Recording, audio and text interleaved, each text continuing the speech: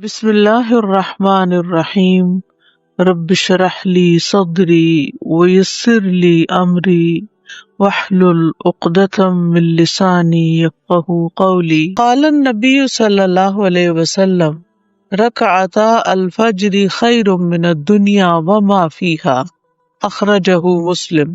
نبی صلی اللہ علیہ وسلم نے فرمایا فجر کی 2 رکعتیں دنیا اور جو کچھ دنیا میں ہے اس سے بہتر ہے۔ دنیا میں کیا کچھ سوچے، کتنی ہی نعمتیں جو اللہ نے ہمیں دے رکھی ہیں اور کتنی ایسی ہیں کہ جو دنیا بھری پڑی ہے ان سے، جن کے بارے میں انسان سوچتا ہے، خواہش رکھتا ہے اور جن کو وہ اپریشیٹ کرتا ہے۔ کچھ خوبصورت چیزیں ہیں، کچھ یونیک چیزیں ہیں، کچھ بہت ہی فائدہ مند چیزیں ہیں۔ یعنی اگر آپ دیکھیں نباتات میں سے غذا بھی ہیں اور دوا بھی ہیں، پرندوں میں سے دیکھیں، سمندر کے جانوروں میں سے دیکھیں، اسی طرح پہاڑوں کے اندر دیکھیں، مائنز میں دیکھیں، زمین کے اندر کیا کچھ اللہ نے خزانے ہمارے لیے چھپا کے رکھے ہوئے ہیں۔ ایک ایک چیز جو ہے وہ انمول ہے، اور سنت 2 فجر کی ان ساری چیزوں سے زیادہ قیمتی ہیں، ان ساری چیزوں سے زیادہ افضل ہیں۔ کیا ہم بھی ان کی کچھ ویلیو سمجھتے ہیں؟ کبھی پڑھتے ہوئے سوچا کہ ہم دنیا کا سب سے بہترین کام اس وقت کر رہے ہیں؟ یعنی اس وقت یا انسان سو رہا ہوتا ہے یا دنیا کے کوئی کام، جو لوگ جابز وغیرہ پہ جاتے ہیں ان کو جانے کی جلدی ہوتی ہے تو بعض اوقات وہ سنت پڑھتے ہی نہیں ہے، چل پڑتے ہیں۔ تو انسان جتنا بھی سوچے اتنا ہی کم ہے۔ تو انشاءاللہ کل فجر کی نماز پڑھتے ہوئے آپ ضرور اس بات کو اپنے ذہن میں رکھیں، کیونکہ ہوتا یہ ہے کہ جو چیز سوچ سمجھ کے پڑھی جاتی ہے اس کی قدر و قیمت پتہ ہوتی ہے انسان کو، تو اس کو کرنے کا شوق بھی ویسا ہی ہوتا ہے، پھر اس کو اتنے خوبصورت طریقے سے پھر انسان ادا بھی کرتا ہے۔ قال النبی صلی اللہ علیہ وسلم، نبی صلی اللہ علیہ وسلم نے فرمایا علیک بکثرت السجود للہ فإنک لا تسجد للہ سجدۃ الا رفعک اللہ بہا درجۃ وحط عنک بہا خطیئۃ، اخرجہ مسلم۔ تم اللہ کے لیے کثرت سے سجدے کیا کرو، کیونکہ تم اللہ کے لیے جو بھی سجدہ کرو گے اس کے نتیجے میں تمہارا درجہ بلند کرے گا اور تمہارا کوئی گناہ معاف کر دے گا۔ یعنی ہر سجدہ انسان کے لیے درجے کی بلندی کا سبب ہے۔ آج دنیا میں تو درجے نظر نہیں آتے تو قدر نہیں، لیکن کل قیامت کے دن جب وہ چیزیں نظر آئیں گی اور جب آپ دیکھیں گے کہ آپ جیسے ہی لوگ جو آپ سے زیادہ نماز پڑھتے تھے وہ درجوں میں کہاں پہنچے ہوئے ہیں، اور ہم جو صرف فرض پڑھ کے اٹھ جاتے تھے تو ہم کہاں کھڑے۔ لیکن قیامت کے دن تو اور بھی زیادہ حسرت ہوگی۔ دنیا میں تو پھر بھی you can start any time, کسی وقت بھی آپ شروع کر کے کہیں نہ کہیں پہنچ ہی سکتے ہیں، لیکن مرنے کے بعد تو پھر یہ سارے چانسز اور مواقع ختم ہو جائیں گے۔ اور اگر نماز سے دل اکتاتا ہے یا شیطان وسوسے ڈالتا ہے یا آپ اس کو بوجھل محسوس کرتے ہیں تو اللہ تعالیٰ سے دعا کیجیے، رب اعنی علی ذکرک و شکرک و حسن عبادتک، اور حسن عبادتک یعنی اپنی عبادت کو خوبصورت طریقے سے ادا کرنے کی مجھے توفیق دے اور خوبصورت عبادات کی توفیق دے، تو انشاءاللہ آپ کو نماز سے محبت بھی ہوگی اور آسان بھی ہو جائے گی۔ وَإِنَّهَا لَكَبِيرَةٌ إِلَّا عَلَى الْخَاشِعِينَ، اس کا مطلب ہے کہ کچھ لوگ اللہ کے بندے ایسے ہیں کہ جن پر نماز بھاری نہیں ہوتی، وہ اس کو انجوائے کرتے ہیں۔ دیکھیں ہم نماز انجوائے کیوں نہیں کرتے؟ ہم نماز میں ڈھیلے ڈھالے کیوں رہتے ہیں، یا ہم جلدی کیوں مچاتے ہیں نماز میں؟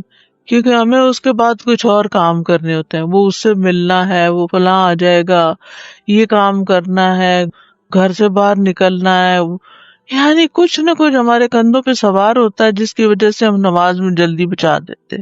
اس وقت رکے سوچا کیجئے کہ کیا واقعی باقی چیزیں اللہ کی عبادت سے زیادہ امپورٹنٹ ہیں؟ کس بات کی جلدی ہے؟ کیوں جلدی ہے؟ کیا واقعی ضرورت ہے جلدی کی؟ کیونکہ واقعی ضرورت نہیں ہوتی، بعض اوقات ہم نماز کے بس چھٹ پٹ کر کے پھر کبھی آئے معاش آئے، کوئی کام نہیں ہوتا، کبھی ادھر دیکھتے ہیں کبھی ادھر دیکھتے ہیں، کبھی اس سے مل لیا، کبھی اس سے سلام دعا کر لی، کبھی کہیں گپ شپ لگا لی، میسجز چیک کرنے بیٹھ گئے، کیونکہ اتنی ایمرجنسی پڑی ہوئی ہے۔ ایمرجنسی بھی ہو تو ہم نے ہر ایمرجنسی کو کیسے میٹ کرنا ہے؟ ہر چیز ہمارے کرنے کی تو تھوڑی ہے۔ تو اس لیے ہر چیز کو اس کا حق دینے سے انسان کے اندر ایک اطمینان پیدا ہوتا ہے، ایک سکون آتا ہے۔ ہر چیز کی اپنی حیثیت ہے، رشتوں کی اپنی حیثیت ہے، کاموں کی اپنی حیثیت ہے، کیونکہ یہ شیطان ہوتا ہے جو ہمارے پیچھے لگ جاتا ہے کہ جلدی کرو جلدی کرو۔ تو سوچے وہ کام بھی اہم ہے، لیکن کیا نماز غیر اہم ہے کہ مجھے اس قدر جلدی؟ فرض نماز کے بعد ذکر کی قوت، اس کو تو کان کھول کے سن لیں، کیونکہ اکثر لوگوں کو میں نے دیکھا ہے ادھر سلام پھیریں گے ادھر اٹھ کے چلے جائیں گے، یہ باتیں شروع کر دیں گے اور ذکر نہیں کرتے۔ تو فرض نماز کے بعد کی ذکر، قال النبی صلی اللہ علیہ وسلم من سبح اللہ فی دبر کل صلاۃ ثلاثا وثلاثین وحمد اللہ ثلاثا وثلاثین وکبر اللہ ثلاثا وثلاثین فتلک تسعۃ وتسعون وقال تمام المئۃ لا الہ الا اللہ وحدہ لا شریک لہ لہ الملک ولہ الحمد وہو علی کل شیء قدیر غفرت خطایاہ وان کانت مثل زبد البحر اخرجہ مسلم۔ نبی صلی اللہ علیہ وسلم نے فرمایا جس نے ہر نماز کے بعد 33 مرتبہ سبحان اللہ اور 33 دفعہ الحمدللہ اور 33 بار اللہ اکبر کہا، یہ 99 ہو گئے، اور 100 پورا کرنے کے لیے لا الہ الا اللہ وحدہ لا شریک لہ لہ الملک ولہ الحمد وہو علی کل شیء قدیر کہا، اس کے گناہ معاف کر دیے جائیں گے چاہے وہ سمندر کی جھاگ کے برابر ہوں۔ یہ صحیح مسلم کی روایت ہے۔ سبحان اللہ، یعنی ہمیں نہیں پتا کہ ہمیں اگلی نماز نصیب ہونی ہے کہ نہیں ہونی، ہمیں نہیں پتا، کیونکہ اکثر ایسے ہی ہوتا ہے۔ کل بھی جیسے حسن خاتمہ پہ بات ہو رہی تھی، کتنی لوگوں کے قصے شیئر ہوئے کہ کیسے اچانک موت آ گئی ان کو، کوئی اچھا کر رہا تھا موت آ گئی اور کسی کا انجام برا ہوا۔ ہمیں نہیں پتا کہ اگلی نماز تک کا وقت ہے کہ نہیں، تو اگر جو نماز ہم نے پڑھی ہے اسی کا حق ادا کر لیں اور اس میں ہم یہ تسبیحات کر لیں تو کم از کم اپنے گناہ تو معاف کروا چکے، کوئی پتہ نہیں کس وقت اللہ تعالیٰ کو فیس کرنا پڑ جائے۔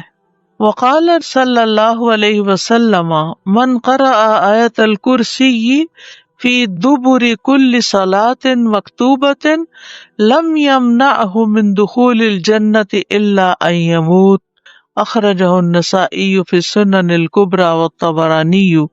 اور آپ صلی اللہ علیہ وسلم نے فرمایا جو شخص ہر فرض نماز کے بعد آیت الکرسی پڑھ لے تو اسے جنت میں داخل ہونے سے موت کے علاوہ اور کوئی چیز روک نہیں سکتی، موت کے علاوہ کوئی چیز نہیں روک سکتی، یعنی مرنے کی دیر ہے، بس جنت میں پہنچ جائے گا۔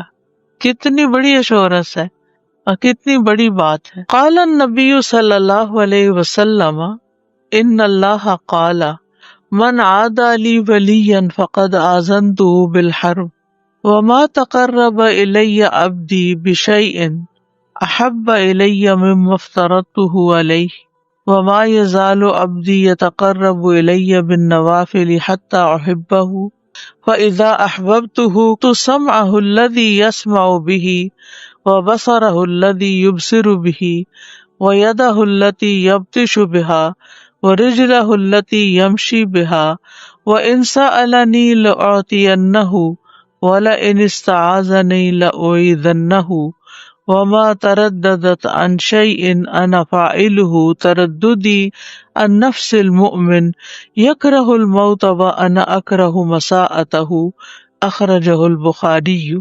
نبی صلی اللہ علیہ وسلم نے فرمایا بے شک اللہ تعالیٰ فرماتے ہیں جس نے میرے کسی ولی یعنی دوست سے دشمنی کی اس کے خلاف میری طرف سے اعلان جنگ ہے، اللہ تعالیٰ خود اس سے نپٹے گا، اور میرا بندہ جن عبادات کے ذریعے سے میرا قرب حاصل کرتا ہے ان میں سے کوئی عبادت مجھے اتنی پسند نہیں جس قدر وہ عبادت پسند ہے جو میں نے اس پر فرض کی ہے، اور میرا بندہ نوافل کے ذریعے مجھ سے اتنا قریب ہو جاتا ہے کہ میں اس سے محبت کرنے لگتا ہوں۔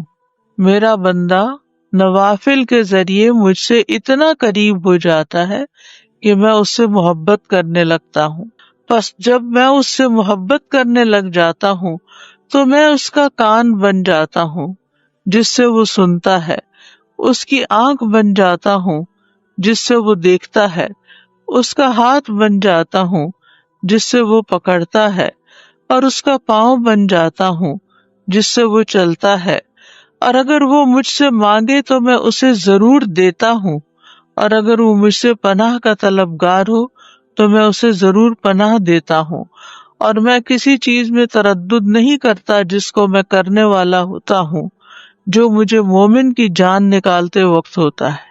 وہ موت کو تکلیف کی وجہ سے پسند نہیں کرتا اور مجھے بھی اسے تکلیف دینا اچھا نہیں لگتا۔ یعنی اللہ سبحانہ تعالیٰ جو چاہے کر سکتے ہیں اور ان کو کوئی پرواہ نہیں ہوتی، کوئی پوچھنے والا نہیں، لیکن جب بندہ مومن کی جان نکلتی اور وہ تکلیف سے گزرتا ہے تو اس پر اللہ تعالیٰ کو تردد ہوتا ہے۔ یہ نوافل کی قوت ہے، اللہ کا بندہ ہے نا وہ جو نوافل کا اہتمام کرتا ہے، 12 سنت ہے جو پوری کرتا ہے۔ صرف نیت کی ضرورت ہوتی ہے، اپنے آپ کو منانے کی ضرورت ہوتی ہے، آخر وہ لوگ بھی تو اسی دنیا میں رہتے ہیں جو 12 پوری کرتے ہیں۔ قال النبی صلی اللہ علیہ وسلم صلاۃ فی مسجدی ھذا خیر من 1000 صلاۃ فیما سواہ الا المسجد الحرام، متفق علیہ۔ نبی صلی اللہ علیہ وسلم نے فرمایا میری اس مسجد میں ایک نماز پڑھنا مسجد حرام کے سوا دیگر مساجد میں 1000 نماز پڑھنے سے بہتر ہے۔ یعنی مسجد نبوی جو ہے اس میں نماز کا ثواب 1000۔ وقال صلی اللہ علیہ وسلم، اور نبی صلی اللہ علیہ وسلم نے فرمایا صلاۃ فی مسجدی افضل من 1000 صلاۃ فیما سواہ الا المسجد الحرام، وصلاۃ فی المسجد الحرام افضل من 100,000 صلاۃ فیما سواہ، اخرجہ احمد وابن ماجہ۔ اور آپ صلی اللہ علیہ وسلم نے فرمایا میری مسجد میں نماز مسجد حرام کے علاوہ کسی بھی مسجد کی 1000 نمازوں سے افضل ہے، اور مسجد حرام میں ایک نماز پڑھنا کسی دوسری مسجد کی 1,00,000 نمازوں سے افضل ہے۔ لیکن بعض اوقات لوگ جاتے بھی ہیں عمرہ وغیرہ کرنے یا مدینہ میں رہتے بھی ہیں تو مسجد نہیں جاتے، حالانکہ خوش قسمت ہے وہ جن کو اللہ تعالیٰ موقع دے اور ہر نماز کو 1000 نمازیں بنا لے۔ رسول اللہ صلی اللہ علیہ وسلم سے سوال کیا گیا کون سا کلام افضل ہے؟ آپ نے فرمایا جو اللہ نے اپنے فرشتوں اور بندوں کے لیے چنا۔ کیا فرمایا؟ جو اللہ نے اپنے فرشتوں اور اپنے بندوں کے لیے چنا۔ سبحان اللہ و بحمدہ، ٹھیک ہے، سبحان اللہ و بحمدہ، یہ تمام مخلوق کی نماز ہے۔ اسی طرح ان کلمات کو اگر کوئی 100 دفعہ دن میں پڑھے تو اس کے گناہ مٹ جاتے ہیں، گناہ جھڑ جاتے ہیں، چاہے سمندر کی جھاگ کے برابر ہی کیوں نہ ہو۔ پھر اسی طرح ایک اور حدیث میں آتا ہے سنن ترمذی کی، جو شخص سبحان اللہ العظیم و بحمدہ کہتا ہے اس کے لیے جنت میں کھجور کا ایک درخت لگا دیا جاتا ہے، صرف ایک دفعہ کہنے سے۔ کہہ دیجیے سبحان اللہ العظیم و بحمدہ۔ حدیث میں آتا ہے اسألک بکل اسم هو لک سمیت به نفسک وانزلتہ فی کتابک او علمتہ احدا من خلقک او استأثرت به فی علم الغیب عندک۔ اے اللہ میں تجھ سے تیرے ہر نام کے واسطے سے دعا کرتا ہوں، وہ نام جو تو نے اپنی ذات کے لیے رکھے، یا جو نام تو نے اپنی کتاب میں اتارے، یا وہ جو اپنی مخلوقات میں سے کسی کو سکھا دیے، یا وہ نام جو تو نے اب تک اپنے خزانہ غیب میں محفوظ رکھے۔ اس سے کیا پتہ چلتا ہے کہ کچھ نام تو خزانہ غیب میں ہے، اور جیسے حدیثی شفاعت میں آتا ہے نا کہ نبی صلی اللہ علیہ وسلم کو اللہ تعالیٰ قیامت کے دن اپنی حمد و ثنا بیان کرنے کی تعریف کرنے کے لیے وہ کچھ سکھائیں گے جو اس سے پہلے نہیں سکھائی ہوگی وہ تعریف، تو اس کے ذریعے نبی صلی اللہ علیہ وسلم اللہ کی تعریف بیان کریں گے. یعنی وہ علم ابھی تک نبی صلی اللہ علیہ وسلم کے پاس بھی نہیں، وہ قیامت کے دن دیا جائے گا، جس کی بنا پر آپ اللہ تعالیٰ کی تعریف کریں گے، پھر دعا کریں گے، اور پھر آپ کو شفاعت کا اذن دیا جائے گا، جو شفاعت کبریٰ کی حدیث آتی ہے. اس الہدا نے اللہ تعالیٰ کے ناموں کا ایک کارڈ ریوائز کر کے چھاپا تھا، جس میں قرآن اور سنت کی دلیل سے وہ نام لیے گئے ہیں، اور باقی یہ جو تاج کمپنی کے چھپے ہوئے نام، ان میں کچھ نام ایسے ہیں جو اللہ کے نام نہیں ہیں، وہ اللہ تعالیٰ کے افعال ہیں جن سے لوگوں نے خود نام بنا لیے. جیسے المذل اللہ کا نام نہیں ہے، یہ اللہ کا نام نہیں ہے، لیکن ذلت دینے والا اللہ ہے، تو ذل من تشاء، تو اس سے لوگوں نے نام اسم فائل کر کے تو مذل بنا لیا. تو یہ نام نکال دینے چاہیے.